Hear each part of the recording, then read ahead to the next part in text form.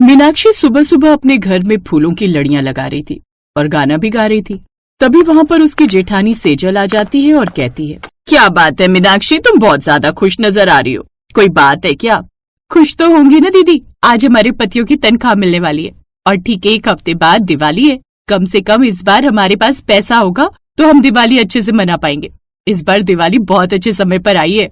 हाँ ये बात तो है, हम इस बार की दिवाली धूमधाम से मनाएंगे, अपनी पसंद की साड़ियाँ खरीदेंगे, अच्छे अच्छे पकवान बनाएंगे और बच्चों को भी नए कपड़े दिलवा देंगे। मीनाक्षी और सेजल आपस में बातें कर रही थी कि तभी वहां पर उनकी सास कमला आई और कहने लगी, हाँ बाबा, और इस बार तो मैं भी दिवाली पर लक्ष्मी गणेश की बड़ी वाली प्रतिमा लाऊंगी और उसे पूरे साल भर हम अपने घर में सजा कर रखेंगे, जिससे घर की शोभा भी बढ़ेगी और सुख समृद्धि भी आएगी। ऐसे ही कमला अपनी दोनों बहू मीनाक्षी और सेजल के साथ खुशी खुशी रहा करती थी। सब कुछ अच्छे से चल रहा था। तभी रात के समय पीयूष और पवन काम से आते हैं। उनका चेहरा उतरा हुआ था और उनका यूं उदास चेहरा देख कमला ने उनसे पूछा, क्या बात है, तुम दोनों इतने उदास क्यों हो? सब कुछ ठीक तो है ना? तुम दोनों ने अपना मुंह क्यों लटकाया है? माँ, दरअसल हमारे बॉस दिवाली पर विदेश छुट्टियों पर चले गए और वो हमारी सैलरी चेक पर साइन भी नहीं करके गए। अब मुझे समझ में नहीं आ रहा है कि हम दिवाली की तैयारी के लिए आपको पैसे कैसे दें। दिवाली पर तो खर्चा होता है, रिश्तेदार आते हैं, मिठाइयाँ चाहिए होती हैं, घर में पकवान बनते हैं, सबके लिए नए कपड़े भी खरीदने थे, लेकिन कुछ भी नहीं हो पाएगा। जब सेजल और मीनाक्षी ये बात सुनती हैं तो वो भी बहुत ज्यादा परेशान हो जाती हैं और कहती है, इस बार दिवाली पर तो ननद जी भी जमाई जी के साथ आ रही थी, अब हम सब कुछ कैसे कर पाएंगे? हे भगवान, सोचा था कि इस बार की दिवाली सबसे ज्यादा अच्छी होगी, लेकिन हमें नहीं पता था कि इस तरह की परेशानी सामने आ जाएगी। अब ये नई आफत आकर गले पड़ जाएगी, क्या करें? सब लोगों को इतना उदास देखकर मीनाक्षी ने कहा, आप लोगों को इतना उदास होने की जरूरत नहीं है, मैं कोई ना कोई रास्ता निकाल लूंगी। माँ जी आप परेशान मत होइए, आपकी हम दोनों जुगाड़ू बहुएं हैं ना, हम सब कुछ संभाल लेंगे।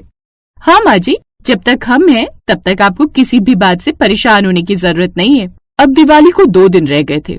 सेजल और मीनाक्षी को भी समझ नहीं आ रहा था कि वो क्या करे। तभी मीनाक्षी ने कहा, दीदी आपको तो पता है कि मुझे फूल पौधों का कितना ज्यादा शौक है और मैं रोज हमारे घर की चौखट पर फूल लगाती हूँ। बाहर आंगन में भी बहुत सारे फूल हैं, हम फूलों की रंगोली बना लेंगे और फूलों की माला बनाकर पूरे घर में सजा देंगे। इससे लड़ियों के पैसे भी बच जाएंगे। और मैंने आटे के ड्रम में कुछ पैसे संभाल कर रखे हुए थे, चल देखते वो कितने हैं, क्या उससे हम दिवाली के लिए कुछ इंतजाम कर पाएंगे? अब मीनाक्षी और सेजल रसोई में जाते हैं और आटे के ड्रम से पैसे का डब्बा निकालते हैं तो उसके अंदर पूरे 2000 रुपए थे। ये देखकर सेजल ने कहा, दिवाली के लिए पकवान बनाने हैं, पूजा का सामान लाना है, मिठाइयाँ चाहिए, इन सब में थोड़ा ज्यादा पैसा लगेगा, लेकिन हम कोशिश करेंगे तो शायद इस समस्या का हल निकाल पाए।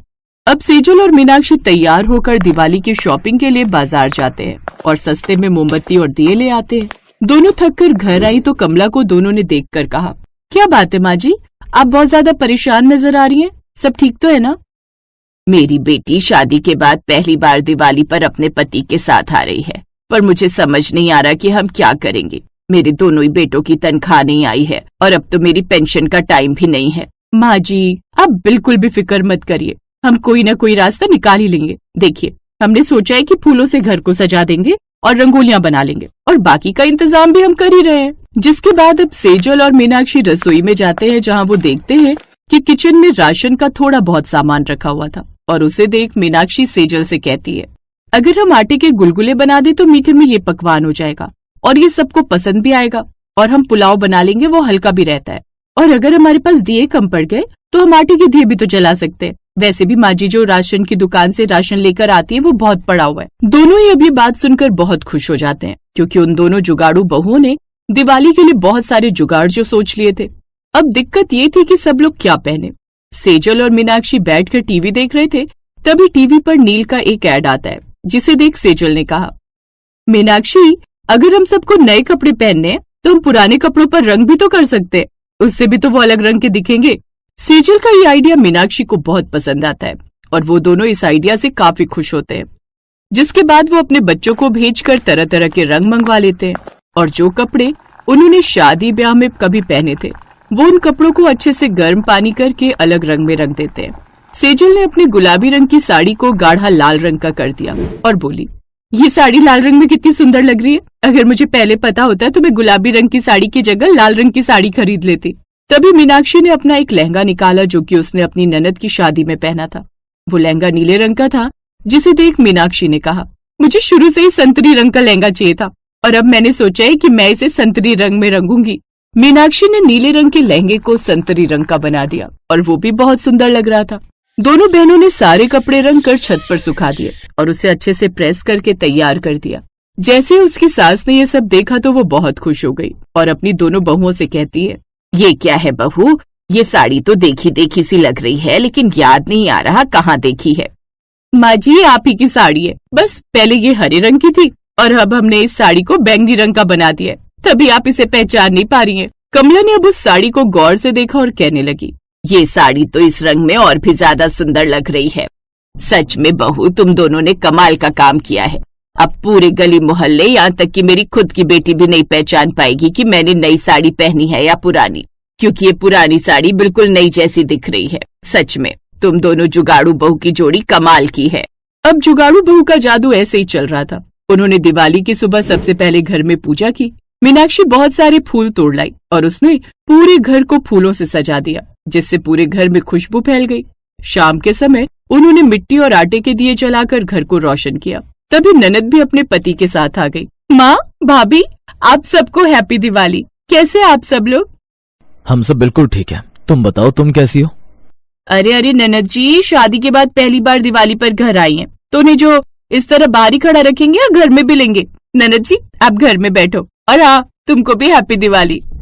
भाभी की बात सुनकर ननद अपने पति के साथ घर के अंदर आ जाती है और वो घर देखकर हैरान थी, क्योंकि घर में एक अजीब सी खुशबू फैली हुई थी। उसके पति को भी ये सब कुछ बहुत अच्छा और अनोखा लग रहा था। जैसे गांव में सीधी और सरल दिवाली मनाई जाती है, उन्हें नहीं पता था कि जुगाड़ू बहू ने कितने अच्छे इंतजाम किए थे। थोड़ी देर में खाने का समय होता है। कमला ने जैसे ही पकवान खाए तो कहा, सेजल बहू, ये आटे के गुलगुले तो बहुत अच्छे लग रहे हैं, ज्यादा मीठे भी नहीं हैं और इन्हें खाने से ज्यादा नुकसान भी नहीं। और माँ, ये बेसन के लड्डू तो देखिए, ये भी सेजल और मीनाक्षी ने घर पर बनाए, कितने अच्छे बने, एकदम नरम, और चीनी भी बिल्कुल उतनी डाली हुई है जितनी जरूरत होती है, वरना दिवाली पर तो ज्यादा मिठाई खाने से जी खराब हो जाता है, पर ये लड्डू खाकर तो मन भर ही नहीं रहा है। जब मैंने सुना कि पवन भैया और बड़े भैया की सैलरी नहीं आई है तो मैं सोच में पड़ गई थी कि आप लोग दिवाली की तैयारी कैसे करोगे, इसलिए घर को सजाने का और बाकी का सामान मैं लेकर आई थी। लेकिन यहाँ तो आने के बाद मुझे कुछ और ही देखने को मिला। मेरी दोनों जुगाड़ू भाभीयों ने दिवाली की बहुत अच्छी तैयारी की थी और मुझे आप लोगों को कुछ देने का मौका ही नहीं मिला। सच में मैं बहुत भाग्यशाली हूँ जो ये दोनों जुगाड़ू बहुएं मेरे घर में आई और इन्होंने मेरी दिवाली को और भी ज्यादा रोशन कर दिया। भगवान ऐसी बहुएं सबको दे। अपने परिवार वालों के मुंह से सेजल और मीनाक्षी अपनी तारीफ सुनकर खुश हो जाती हैं और इस तरह मीनाक्षी और सेजल ने अपने घर वालों को खुशी से दिवाली मनाने का मौका दिया और इस तरह कम ही खर्चे में गरीब परिवार की दिवाली जुगाड़ू बहू के जुगाड़ की वजह से संपन्न हुई।